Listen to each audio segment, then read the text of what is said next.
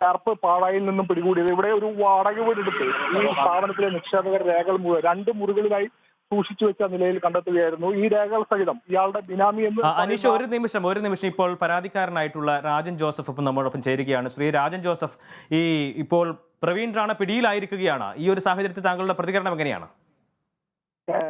വളരെ നല്ല ഒരു വർക്കാണ് നമ്മുടെ പോലീസ് ചെയ്തിട്ടുള്ളത്.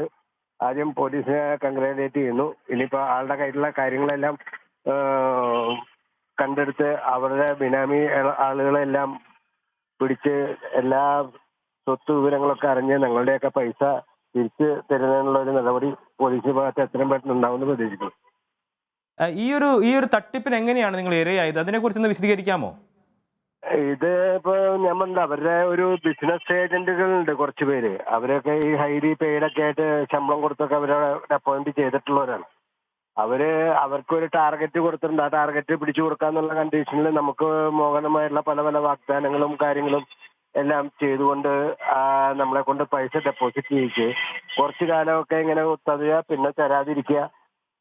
അങ്ങനെയാണ് നമ്മളൊക്കെ എനിക്ക് ഏകദേശം ഒരു 9 മാസത്തോളം കറക്റ്റ് ആയിട്ട് കിട്ടി. പിന്നെ നമ്മൾ ഇടുമ്പോൾ തന്നെ നമ്മൾ കുറെ പേരുടെ അടുത്തൊക്കെ അന്വേഷിച്ചു. അവർക്കൊക്കെ കറക്റ്റ് ആയിട്ട് കിട്ടുന്നുള്ള ഇൻഫർമേഷനൊക്കെ കിട്ടിയതിന്റെ വെളിച്ചത്തിലൊക്കെയാണ് നമ്മൾ ഇട്ടത്. എനിക്ക് പെൻഷൻ കിട്ടിയ തുക ഞാൻ വീടിന്റെ ലോൺ അടയ്ക്കാൻ പറ്റുന്ന പൈസ അതിന് കിട്ടി അടഞ്ഞു പോകുമല്ലോ, കുറച്ച് പൈസ അതിന് മിച്ചം വെക്കാമല്ലോ എന്നുള്ള രീതിയിലൊക്കെ ഇട്ടതാണ്. പക്ഷേ പറ്റിപ്പോയി, അബദ്ധം പറ്റിപ്പോയി. ഇനിയിപ്പോ എങ്ങനെ അത് തിരിച്ചു പിടിക്കാമെന്ന് ആലോചിച്ചുകൊണ്ട് കിടക്കും. അല്ല, ശരിക്കും ആദ്യം നിങ്ങളെ ഇയാൾ വിശ്വാസത്തിൽ എടുക്കുകയായിരുന്നു അല്ലെ? ശരിക്കും ആദ്യത്തെ പരിപാടികളിലൂടെയൊക്കെ തന്നെ നിങ്ങളുടെ വിശ്വാസം നേടിയെടുത്തതിന് ശേഷമാണ് ഇത്തരത്തിൽ കബളിപ്പിച്ചിരിക്കുന്നത്. അതെ അതെ അതെ അതെ നമ്മളെ ശരിക്കും പറഞ്ഞിട്ടുണ്ടെങ്കിൽ നമ്മളെ ഒരു കുറച്ചു കാലം കണ്ടിന്യൂസ് ആയിട്ട് തരികയും പിന്നെ ഇതിനു മുമ്പുള്ള ആൾക്കാർക്ക് 2-3 വർഷമൊക്കെ കിട്ടിക്കൊണ്ടിരിക്കുക എന്നുള്ള ഒരു അനുഭവങ്ങളൊക്കെ കേട്ടപ്പോൾ പിന്നെ ഇവര് പറയുന്നത് ഞങ്ങളുടെയൊക്കെ നമുക്ക് റാണേനെ അന്നൊന്നും നേരിട്ട് പരിചയമില്ലല്ലോ. അപ്പോൾ ആള് ഇങ്ങനെ റാണ റിസോർട്ട് അത് അയാളുടെ സ്വന്തമാണ്. പബ്സ്, എറണാകുളത്തുള്ള പബ്ബ്, ബാംഗ്ലൂരിലുള്ള പബ്ബ്, മറ്റു ഇവിടെയൊക്കെ ഉള്ളതെല്ലാം അയാളുടെ സ്വന്തമാണ്. വേറെ 5 സ്റ്റാർ ഹോട്ടല് വേറെ പുറത്ത് തുടങ്ങണു എന്നൊക്കെയാണ് ഇവർ വന്ന് നമുക്ക് തന്നിട്ടുള്ള ഇൻഫർമേഷൻ. പിന്നെ പുതിയ സിനിമ വരുന്നു, ആള് നായകനായിട്ടുള്ളത്. പിന്നെ നമ്മൾ വീഡിയോസും അതൊക്കെ നെറ്റിൽ അടിച്ച് ഇയാളുടെ ഇതൊക്കെ നോക്കുമ്പോൾ ഭയങ്കര വലിയൊരു പുലിയായിട്ടാണല്ലോ നമ്മൾ അറിഞ്ഞത്. നമ്മുടെ കേരളത്തിൽ തന്നെ പുറത്തുനിന്നുള്ള VIP കളൊക്കെ ആയിട്ടാണ് ഇയാളുടെ ഫുൾ ഫോട്ടോസും കാര്യങ്ങളൊക്കെ കിടക്കുന്നത്. നമ്മൾ സാധാരണ ഇത്തരത്തിലുള്ള സംഭവങ്ങളൊക്കെ ഉണ്ടാകുമ്പോൾ നമ്മൾ എല്ലാവരും തന്നെ ഒരു കുറ്റപ്പെടുത്തേണ്ട ഒരു രീതിയിലേക്ക് സംസാരിക്കാറുണ്ട്. കാരണം നമ്മൾ ഏറ്റവും അറിവുള്ളവരാണെന്ന് നമ്മൾ ഭാവിക്കുമെങ്കിലും പക്ഷേ നമ്മൾ ഇത്തരത്തിലുള്ള തട്ടിപ്പുകളിൽ നമ്മൾ ചെന്ന് പെട്ടുപോകുന്നു. അതിൽ നമുക്ക് എന്തെങ്കിലും തരത്തിലുള്ള ഒരു വീഴ്ചക്കുറവ് നിങ്ങൾ അല്ലെങ്കിൽ ഏതെങ്കിലും തരത്തിലുള്ള ഒരു വീഴ്ച നിങ്ങളുടെ ഭാഗത്ത് നിന്ന് അങ്ങനെ ഒരു ശ്രദ്ധക്കുറവ് ഉണ്ടായിട്ടുണ്ടോ? അല്ല, എന്റെ ഒരു ഭാഗത്തുനിന്ന് പറയുകയാണെങ്കിൽ ഇവര് ആ വീട്ടിൽ വന്ന് വീട്ടിലുള്ള എന്റെ ഭാര്യയാണ് കയ്യിലെടുത്തത്, ഇവരുടെ ഏജന്റുമാര്. അപ്പോ ഇവരെങ്ങനെയോ ഞാൻ റിട്ടയർ ആകാൻ പോകുന്നു, എനിക്ക് പൈസ ഉടനെ കിട്ടും എന്നുള്ള വിവരങ്ങളൊക്കെ അറിഞ്ഞുകൊണ്ടാണ് ആദ്യം വന്ന് ഇവരെന്റെ ഭാര്യനെ കയ്യിലെടുത്തത്. എന്റെ ഭാര്യയുടെ പ്രഷറും എല്ലാം കൂടി ആയപ്പോഴാണ് നമ്മളെന്നാ ശരി അന്വേഷിച്ചപ്പോ വലിയ പ്രോബ്ലം തോന്നിയില്ല, അതങ്ങനെ ഇട്ടുപോയതാണ്. നമുക്ക് ശരിക്കും പറഞ്ഞാൽ 100% ഒരു വിശ്വസ്തത കൂടി അല്ലെങ്കിൽ കൂടിയും നമുക്ക് ഒരു പ്രഷർ വീട്ടിൽ നിന്ന് വരുമ്പോൾ നമുക്ക് വീട്ടിലെ സമാധാനം കൂടി നോക്കണമല്ലോ. അങ്ങനെ ഈ ഒരു സ്ഥാപനം അവിടെ പ്രവർത്തിക്കാൻ തുടങ്ങിയിട്ട് എത്ര കാലമായി? നിങ്ങൾക്ക് എത്ര വർഷമായിട്ട് ഈ ഒരു സ്ഥാപനത്തിനെ പറ്റി അറിയാം? എനിക്ക് ശരിക്കും പറഞ്ഞാൽ ഞാൻ ജോയിൻ ചെയ്യുന്നതിന് ശേഷം തൊട്ടാണ് ഇങ്ങനെ കുറിച്ചുള്ള ഡീറ്റെയിൽ ഒക്കെ ഞാൻ തേടി പിടിച്ച് അന്വേഷിച്ചൊക്കെ തുടങ്ങിയത്. പക്ഷേ 2017 തൊട്ട് ഉള്ള സ്ഥാപനമാണ് അന്നാണ് നമുക്ക് കിട്ടിയിട്ടുള്ള ഇൻഫർമേഷൻ. അന്ന് തൊട്ടേ ഞാൻ കുറച്ച് ഇപ്പോൾ കസ്റ്റമേഴ്സിന്റെ ഒക്കെ ഡീറ്റെയിൽസ് ഒക്കെ കിട്ടിയപ്പോൾ അവരെയൊക്കെ വിളിച്ചു ചോദിച്ചപ്പോൾ അവർക്കൊരു 2-3 മാസമായിട്ടൊക്കെ 2-3 വർഷമായിട്ടൊക്കെ റെഗുലറായിട്ട് റിട്ടേൺസ് വന്നുകൊണ്ടിരിക്കുന്നുണ്ട് എന്നുള്ള പറഞ്ഞപ്പോൾ നമുക്കപ്പോൾ അങ്ങനെയാണെങ്കിൽ ഒരു 4 വർഷത്തോളം 3 വർഷം കിട്ടിയാലും നമ്മളുടെ മുതൽ നമ്മുടെ കയ്യിലേക്ക് വരുമല്ലോ, ബാക്കി കിട്ടിയാൽ ലാഭമാണല്ലോ എന്നുള്ളൊരു രീതിയിൽ അങ്ങനെ ചെയ്തു പോയതാ. ഇതൊരു ഫിക്സഡ് ഒരു കാലഘട്ടത്തിലേക്കായിരുന്നു ഇട്ടിരുന്നത്. അത് എങ്ങനെയായിരുന്നു? ഇതിന്റെ ഒരു നിക്ഷേപത്തിന്റെ രീതികളൊക്കെ എങ്ങനെയായിരുന്നു? നിക്ഷേപം ഞാൻ റിട്ടയർ ചെയ്ത എമൗണ്ട് എനിക്ക് കിട്ടുന്നുണ്ടെന്ന് പറഞ്ഞപ്പോൾ അവർ വന്നിട്ട് വീട്ടിൽ പറഞ്ഞു ഇതുപോലെ ഞാൻ 10 lakhs ആണ് അതിൽ ഡെപ്പോസിറ്റ് ചെയ്തിട്ടുള്ളത്. ഈ 10 lakh ഞാൻ എൻ്റെ വീടിന്റെ ലോൺ ക്ലോസ് ചെയ്യാൻ വെച്ചിരുന്ന പൈസയാണ്. അത് ഇവരെല്ലാം കൂടി ഇങ്ങനെ നമ്മളെ ഭയങ്കരമായിട്ട് ബ്രെയിൻ വാഷ് ചെയ്ത് നമ്മളെ മോഹിപ്പിച്ച് കുറച്ചൊക്കെ ഇത് ഇത്തരത്തിൽ നിങ്ങൾ വഞ്ചിക്കപ്പെട്ടു എന്ന് എപ്പോഴാണ് മനസ്സിലായത്? ഇതിന്റെ ഈ ഒരു പരാതിയിലേക്ക് കടക്കാനായിട്ടുള്ള കാരണങ്ങൾ ഉണ്ടാകുമല്ലോ. അപ്പോൾ വഞ്ചിക്കപ്പെട്ടു എന്ന് എപ്പോൾ മനസ്സിലായി? ഒരു 8-9 മാസം മുമ്പ് ഇവരുടെ പേയ്മെന്റ് ഡ്യൂസ് വന്നു. ഇവര് 1-2 മാസമൊക്കെ തരാതിരുന്നു. അപ്പൊ നമ്മൾ കൂടുതൽ പ്രഷർ ചെയ്ത് വന്നപ്പോ അവര് ഒരു മാസം അവർക്ക് ഫ്രാഞ്ചൈസി ഇപ്പൊ ബിസിനസ് ഡള്ളാണെന്നൊക്കെ പറഞ്ഞിട്ട് ഒരു മാസം അതിന്റെ പകുതി കാശ് അടച്ചു. അതിന്റെ അടുത്ത മാസം ഫുൾ എമൗണ്ട് അടച്ചു. അത് കഴിഞ്ഞതിന് ശേഷം പിന്നെ എമൗണ്ടേ വന്നിട്ടില്ല. അപ്പൊ ആദ്യത്തെ പ്രാവശ്യം ഇത് വന്നപ്പോ തൊട്ട് ഞാൻ നമ്മളെ ചേർത്ത് ഏജന്റുമാരുടെ അടുത്ത് ആസ് പെർ ഫ്രാഞ്ചൈസിയിൽ ഇവർ നമ്മുടെ എഗ്രിമെന്റിൽ പറയണത് എന്താണെന്ന് വെച്ചിട്ടുണ്ടെങ്കിൽ നമുക്ക് പണം തിരികെ വേണമെങ്കിൽ 2 മാസം മുമ്പ് നോട്ടീസ് ആവശ്യപ്പെട്ട് കഴിഞ്ഞിട്ടുണ്ടെങ്കിൽ അവർ 2 മാസത്തിനുള്ളിൽ 3 മാസത്തിനുള്ളിൽ പണം റിട്ടേൺ ചെയ്യും എന്നൊക്കെയാണ് പറഞ്ഞിരുന്നത്. ജെന്യുവൻ റീസൺ ആണെങ്കിൽ എന്നൊക്കെ പറഞ്ഞിട്ട്. അപ്പൊ നമ്മുടെ ഏജന്റ് വഴി നമ്മളെ ചേർത്ത ആൾക്കാർ വഴി പലവട്ടം ലെറ്ററുകൾ കൊടുത്തിട്ടുണ്ട്.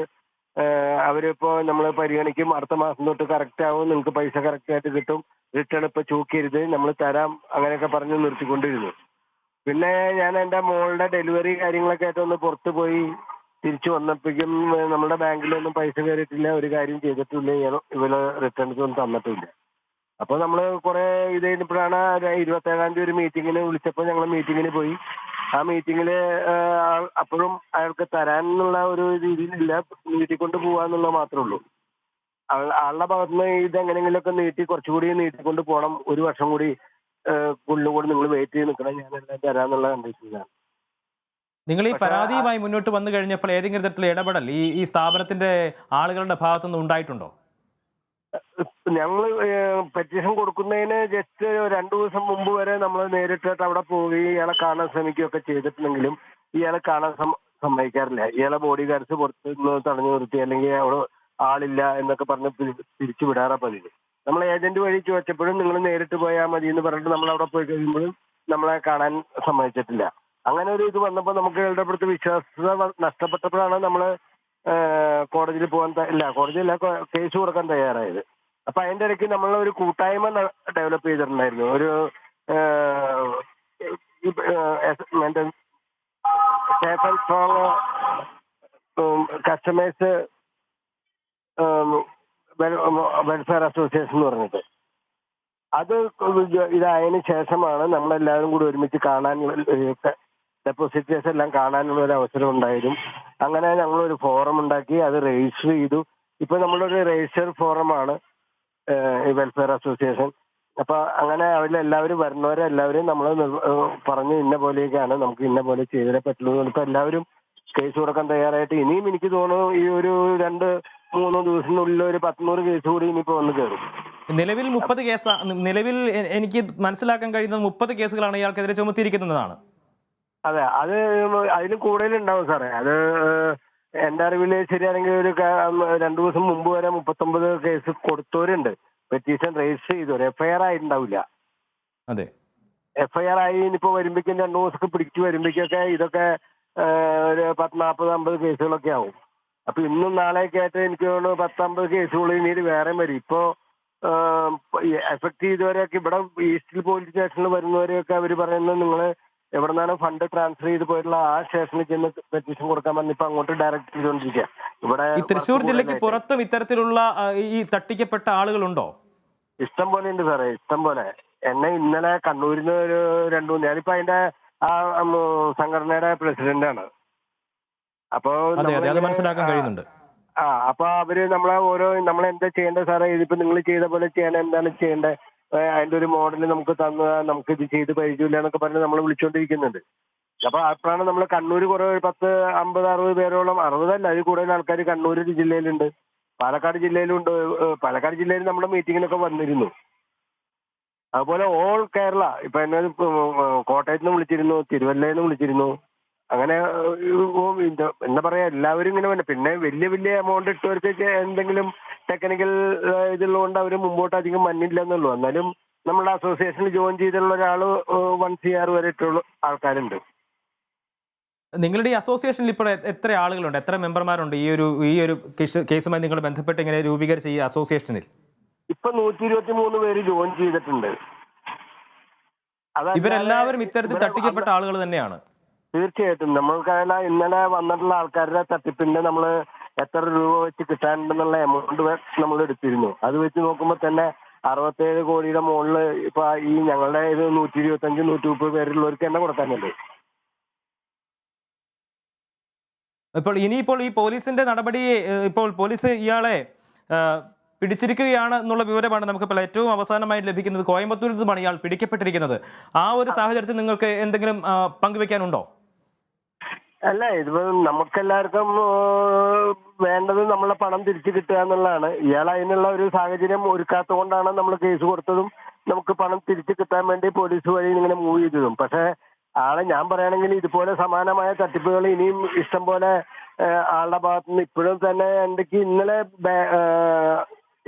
ഇന്നൊരു ഉച്ചയ്ക്ക് എന്നെ ഷൊർണൂരിൽ നിന്ന് ഒരു ചേട്ടൻ വിളിച്ചിരുന്നു. നല്ല പ്രായമുള്ള ചേട്ടനാണ്. ആള് പറയണ ഇപ്പോഴും ഷൊർണൂര് ഓഫീസ് തുറന്നു വെച്ചിട്ട് കളക്ഷൻ ഇപ്പം നടത്തണമെന്ന് പറഞ്ഞത്. എനിക്കത് ഞാൻ കണ്ടിട്ടില്ല, എന്നെ വിളിച്ച് പറഞ്ഞിട്ടുള്ള അറിവേ എനിക്കുള്ളൂ. പക്ഷെ ഇതുപോലെ പല പല ഭാഗങ്ങളിലും ഉള്ളിലേക്കുള്ള ഏരിയകളിൽ പെറ്റീഷനൊന്നും കൊടുക്കാൻ അറിയാത്ത ആൾക്കാരൊക്കെ ഉള്ള ഭാഗങ്ങളിൽ ഇപ്പോഴും ഇയാളെ ഓഫീസ് തുറന്നു വെച്ചിട്ട് ഇതുപോലെ ഓഫർ ചെയ്ത് ചെയ്യുന്നുണ്ട്. ജനങ്ങളെ ശരിക്കും പറഞ്ഞിട്ടുണ്ടെങ്കിൽ ഇതുപോലെ എൻ്റെ വേറൊരു സംഭവം ഉണ്ട് സാറേ. ഇന്നലെ തന്നെ ഒരു ക്യാൻസർ പേഷ്യന്റ് അവൾക്ക് ഓപ്പറേഷന് പോകാൻ വേണ്ടിയിട്ട് അവൾക്ക് 1 ലക്ഷം രൂപ അങ്ങാണ്ട് 1.5 ലക്ഷം കൊണ്ട് ഇട്ടില്ല. അതിൽ 1 ലക്ഷം രൂപ റിട്ടേൺ എനിക്ക് തിരിച്ചു വേണം, എനിക്ക് ക്യാൻസറിന്റെ ഓപ്പറേഷൻ അമൃത ഹോസ്പിറ്റലിൽ ഉണ്ട്, എനിക്ക് പൈസ കെട്ടാനുള്ള തികയില്ല, അതുകൊണ്ട് എൻ്റെ പൈസ എനിക്ക് തിരിച്ചു വരണമെന്ന് ചോദിച്ചിട്ട് വരെ ഈ മനുഷ്യന് 1 ലക്ഷം രൂപ കൊടുക്കാനായിട്ട് ഇയാൾ തയ്യാറല്ല. അപ്പൊ പിന്നെ ഈ കൂടുതലിട്ടുള്ള കാര്യം സാറൊന്ന് ആലോചിച്ച് നോക്കി. അപ്പൊ ഇവിടെയൊക്കെ പിടിച്ച് അകത്തിടാൻ വേണ്ടേ കാശ്? ആളുടെ കയ്യിൽ ഫണ്ട് ഉണ്ട്. ആളുടെ ബിനാമി ഏർപ്പാടുകളുടെ പേരിലും ഓരോ ഭാഗങ്ങളിലേക്ക് ആക്കി ഇയാള് രജിസ്റ്റർ ചെയ്തൊക്കെ വെച്ചിട്ടുണ്ട്. ഈ ശരിക്കുള്ള ബിനാമികളൊക്കെ പിടിച്ചൊന്ന് ശരിക്കും എഴുതി ചെയ്തിട്ടുണ്ടെങ്കിൽ പോലീസിന് എല്ലാ ആൾക്കാർക്കും കൊടുക്കാനുള്ള പൈസ കൂടുതൽ പൈസ റിട്ടേൺസ് കിട്ടും. ഇപ്പോൾ ഈ അങ്ങിപ്പോൾ പറയുകയുണ്ടായി അങ്ങക്ക് സംസ്ഥാനത്തിന്റെ വിവിധ ഭാഗങ്ങളിൽ നിന്ന് കോളുകൾ ഇത്തരത്തിൽ വന്നിട്ടുണ്ട്. ഇതെല്ലാം ഈ സേഫ് ആൻഡ് സ്ട്രോങ് എന്ന പേരിൽ തന്നെയുള്ള തട്ടിപ്പ് തന്നെയാണോ? അവിടെയെല്ലാം പ്രവർത്തിക്കുന്നത് ഈ ഒരു പേരിൽ തന്നെയാണോ? അതെ അതെ, മറ്റേ പ്രവീൺ റാണയാണ് എന്റെ മാനേജിംഗ് ഡയറക്ടറായിട്ട് നിൽക്കുന്നത്. അവരുടെ പേരിലാണ് ഇവരെല്ലാവരും കംപ്ലൈന്റ് രജിസ്റ്റർ ചെയ്യാൻ വേണ്ടി വന്നുകൊണ്ടിരിക്കുന്നത് ഈ സേഫ് ആൻഡ് സ്ട്രോങ്ങിന്റെ പേരിൽ തന്നെ. പിന്നെ നിധി എന്ന് പറഞ്ഞ ഒരു ഫ്രാഞ്ചൈസി ഉണ്ട്, നിധി ഉണ്ട്. ഇവർക്ക് 2 ഇതുണ്ട്. നിധി രജിസ്ട്രേഷനൊക്കെ ഉണ്ടെന്ന് പറയുന്നുണ്ട് സെൻട്രൽ ഗവൺമെന്റ് ഒക്കെ. അത് കോടതിയിൽ നിന്ന് എന്തോ ഓർഡറൊക്കെ വാങ്ങിച്ചിട്ടാണ് ഇപ്പോഴും അത് വർക്ക് ചെയ്തുകൊണ്ടിരിക്കുന്നതെന്ന് പറയുന്നുണ്ട്. നിധിയിൽ ഇതുവരെയും അതിന്റെ കാലാവധി കഴിഞ്ഞിട്ട് തിരിച്ചു വെച്ചിട്ട് ഇപ്പോഴും കൊടുത്തിട്ടില്ല എന്നാണ്. ഒരാൾക്ക് പോലും കാശ് തിരിച്ചു കൊടുത്തായിട്ടുള്ള ഒരു അനുഭവം നമ്മുടെ ഗ്രൂപ്പിൽ ആരും പറഞ്ഞു കേട്ടില്ല. തീർച്ചയായും